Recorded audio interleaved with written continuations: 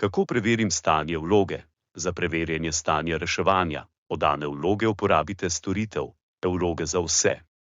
Na prvi strani, kjer ste pri oddaji na seznamu izbrali vlogo, imate v levem zgornjem delu gumb Poišči vlogo.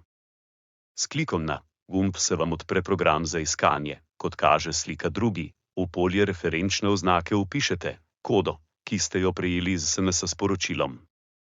Vpišete še številko mobilnega telefona in elektronski naslov, če ste ga vpisali ob oddaji vloge.